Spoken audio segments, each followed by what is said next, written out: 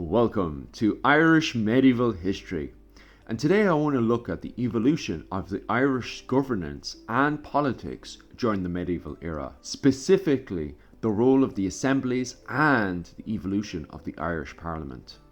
Today we'll be uncovering how Ireland, often misrepresented as an island seen as backwards, uncivilized, full of 150 ancient tribes constantly warring and feuding, are in fact a part of a high organized society, especially around its role of governance. Today I want to explore how assemblies, how the country was ran, brought clans and dynasties together, how the Brehon Law, early Irish law, created an legal framework unlike the rest of Europe, and how the Irish Parliament emerged to dominate Irish politics, bringing both the Gaelic, Anglo-Irish and English politics together. Governance in early medieval Ireland, a decentralized but organized society. Ireland in the early medieval period, around 410 AD, was governed by a network of tuats, independent petty kingdoms. Each was led by a ria, whose authority rested on the alliances with other rulers and the support of local nobles and freemen. Despite being decentralized, these tuats were far from backwards. They operated under the Brehon Law, which were an illegal system which were refined over the years. The Brehons, professional judges, used laws that regulated everything from land disputes to trade to the honour codes. These laws were enforced by a civilized authority, by the usage of fines, restrictions, and social embarrassments, creating a society that worked together. At the centre of the Irish governance was the Overking of Tara. The Overking was the top dog and the first amongst equals, who led through alliances that was held together through fosterage, alliance, and adopting his children into the other clans. This is the network which held Ireland together. Although it had many tuats, small little kingdoms, they were all held together through fosterage, marriage alliances, and adopting their children amongst them. And the Overking of the Inail, the man who was running the island, was no different. The Overking of the Inail, the Overking of Tara, who was practically King of Ireland, except for a few tuats that refused to do what they were told, his authority was reflected at the gathering, which was referred to as the Feis of Tara, the Assembly of Tara, when all of the clans of Ireland would meet up in Tara and discuss how the island was going to be run. Of course, no king of the Inail was High King of Ireland, Ardria. He was still the most powerful faction on the island and dictated how the island was going to be ran. Although, as I keep repeating myself, not everybody on the island of Ireland was going to listen to what the High King was going to say. Not like this was any different throughout the entirety of the medieval world. In every realm, there was always a noble who wasn't going to do what he was told. These assemblies were multifunctional. They did legal disputes, which were resolved by law and conduct. They managed the politics, discussing what rules and regulations kings were going to impose onto their own people, discussing what the common kings, the local kings, were going to legalize amongst their own people. And obviously they covered the culture side as well, as poets, judges and nobles debated laws and celebrated shared traditions. Far from being a disorganized societies, Ireland's tuats were interconnected through these assemblies, ensuring community and unity, even if Ireland wasn't a centralized state. The impact of Christianity and the monastic governance. The arrival of Christianity in the 5th century reshaped Ireland's political landscape. Monastic settlements such as Clonmacnoise became the centres of both the spiritual and secular authority. These monasteries functioned as hubs for literature, laws, and diplomacy. During the pagan era, various places like Tara were the main areas of assembly, but now with the arrival of Christianity, the monastic settlements have become the main centres of assemblies. Previously, Tara had been the capital for most of these assemblies. In 1550, this was now moved to Clonmacnoise. Assemblies now included not only kings and nobles, but also bishops and abbots. These bishops and abbots were there to advise the kings, blending the old Gaelic traditions with the new Christian ideas how to govern the realm of Ireland. The Norman influence and the birth of the Irish Parliament. The Norman conquest, with the arrival of the Cambro-Normans in 1169, introduced feudalism to Ireland. This new system clashed with the Gaelic customs, but it also influenced governance in a profound way.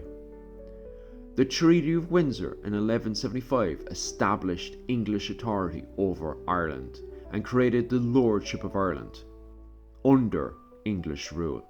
However, the authority was limited.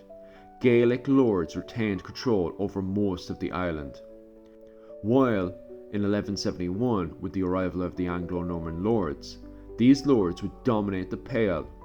The first Irish Parliament was recorded on the 18th of June 1264 at County Kildare. This was a huge impact as it became the new administration centre of the island. The Irish Parliament was modelled after the English Parliament and was broken into two parts, which was the House of Lords, Teach na Tierney as it is in Irish. Teach na Tierney was composed of bishops, abbots and the Anglo-Irish nobles and earls. Teach na Tierney is the House of the Upper Parliament. The House of Lords has many similar functions to the House of Commons. It scrutinises legalisation, holds the government to account, and considers and reports upon public policy. Peers may also seek to introduce legalisation and propose amendments to bills. Then we have the House of Commons, Teach na Tachny. The Teach na Tachny governed through the community and the local mayor. Local people could ask questions and local mayors could introduce different laws. The Teach na Tachny was there for the smaller community to go in, ask various questions to resolve local problems. These were meetings conducted by elected officials, mayors, and the common people. During the 13th century, the Parliament was intended to serve only the Anglo-Normans' interest. However, going into the 14th century and the rise of the Gaelic resurgence, this became the stage for the likes of the Fitzgeralds to start shaping the wider Irish politics and start to branch away from England. In the 14th century, we see the decline of the Lordship of Ireland in Ireland. The English presence began to weaken, with continuous warfare, especially with the 100 Years' War, and the Black Death crippled English power in Ireland. Cambro-Normans and Anglo-Norman families like the Burkes and the Fitzgeralds became Gaelicised. This period saw the Gaelic resurgence, with powerful clans like the O'Neills, the O'Donnells and the McCarthys regaining control. Once again, Gaelic clans formed alliances through, once again, fosterage, marriage alliances, and also taking hostages from clans that didn't comply with the new system that was coming in place. One man that was on the rise was Art MacMurrough Cavanagh within the old Lordship of Ireland, who, while England was in the middle of the Peasants' Revolt, was quickly capitalising on the situation, taking as much territory as possible. At the exact same time, in 1370, the Irish clergy wrote to the King of England saying, according to the liberties, privileges, rights, laws, customs of the Church and of the land of Ireland, the Irish Parliament cannot be obliged to go to and attend the Parliament or Council of England. That was basically the Irish clergy telling the King of England to get lost. The Irish Parliament from now on will take care of its own matters. In 1460, the Yorkists, the English, were looking for support in a civil war. The Fitzgeralds would agree to support the Yorkists if they signed an agreement for the Irish Parliament to be recognised independent from the English Parliament. They signed it and the Yorkists had won. However, within a year, the Yorkists would already go about undermining the Irish Parliament by even having Desmond Fitzgerald, one of the heads of the Irish Parliament, decapitated and killed. The archbishops and the bishops of Ireland were also gaining control of the island and taking full control of the Irish Parliament. In the 15th century, the Parliament is referred to as Parliament on Éireann. One of the biggest rising families of this period, of course, was the Fitzgeralds. Gearóid Fitzgerald, the 8th Earl of Kildare, was known within inside the Parliament as the Great Earl. After the Wars of the Roses, Henry VII, Henry Tudor, referred to him as King all but in name, as he had taken full control and dominance of the Isle of Ireland. However, at this point, the Parliament wasn't completely independent.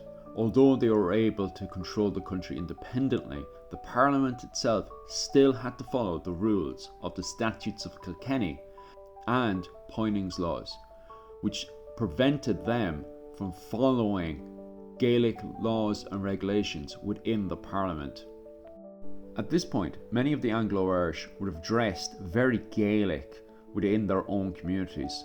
However, inside of the Irish Parliament, they still would have dressed very European, as the Statutes of Kilkenny and Poynings Law prevented them to dress like the local Gaelic people and to wear clothing such as the lena and the brat. However, although they were supposed to be speaking English, it is believed that the majority of the Parliament at this time were unable to speak English and mostly spoke Irish. The Fitzgeralds and the Butlers' ability to balance these two worlds, the Gaelic world and the English, shows how the Parliament was between the Gaelic world and the English world, and why they were referred to as the Anglo-Irish.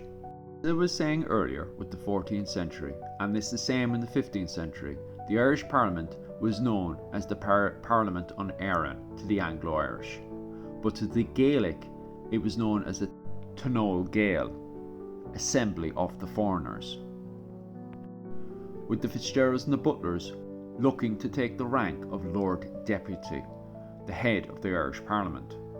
The Gaelic also had their own main assembly, known as the Oireachtas, which was ran by the Taoiseach, the head of the clan, or the Taoiseachs, the heads of the clans. Both the Tuatha Gael and the Oireachtas was united through fosterage, hostages and marriage alliances between the various clans and dynasties of the 15th century. Tigana, Cain Pobble, Cain Quiverin. Finally, Taoiseach, which was the prince of the clan, and Taoiseach, who was head of the clan. During the period of the Wars of the Roses, the Fitzgeralds had fought for more independence for the Parliament on Éireann, for the Tuatha Gael. And although the Fitzgeralds were quite successful in Ireland, in the Battle of Stokefield in 1487, the Fitzgeralds had lost the battle to the Tudors, and suddenly the Tudors were on top of them in Ireland, as they would move in 1534, to complete their conquest of Ireland, a conquest that their predecessors such as the Normans and Richard II had failed to do. The Tudor monarchs sought to end the Irish Parliament's semi-independence and bring it fully under the English control. The key measures included the complete removal of the monasteries and the monastic power within the Irish Parliament, which would weaken Gaelic and Anglo-Irish control, and bring in more English common law, especially into Gaelic territories. After the Kildare Rebellion, after the Silken Thomas Rebellion, the Irish Parliament was put under Tudor control, where they passed laws to suppress more Gaelic culture, just like the Statutes of Kilkenny had done previously. The Tudors were also looking to remove the clannish society, the decentralization of the government, and bring it in to be more centralized with a monarchy, Henry VIII and Elizabeth Tudor as its head.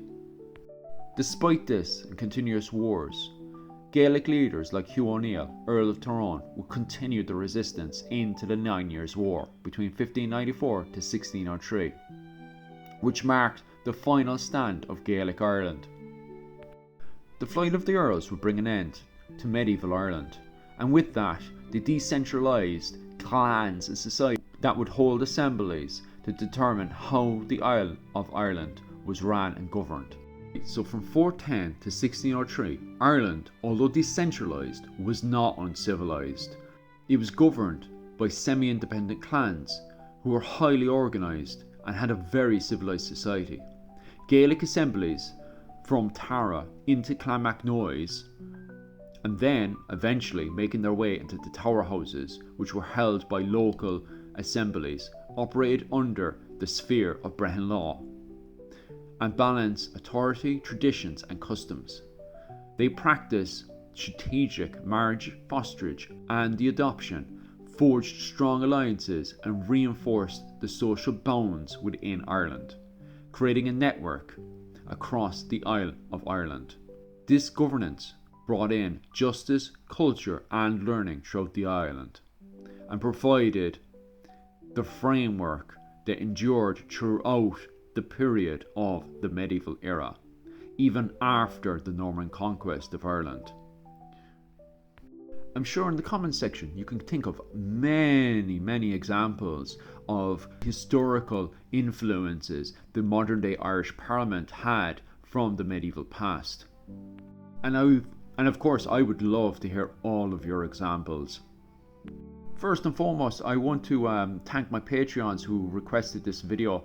And of course, guys, if I forgot anything or is there any detail that I left out, which, you know, is plenty of stuff, since this information pretty much does fill entire books, there's tons of stuff that I left out. And if there's any important information, definitely comment below. It was my Patreons that asked for this, so they, of course, would love to get more information on this. If you do feel I had gotten anything wrong, definitely bring in the sources. There's no point going into the comment section and just writing a bunch of iffy biffies and then suddenly having your comment removed by the YouTube algorithm. So definitely be polite and leave a good few sources to correct me. Other than that, guys, thanks very much and slán go all ya.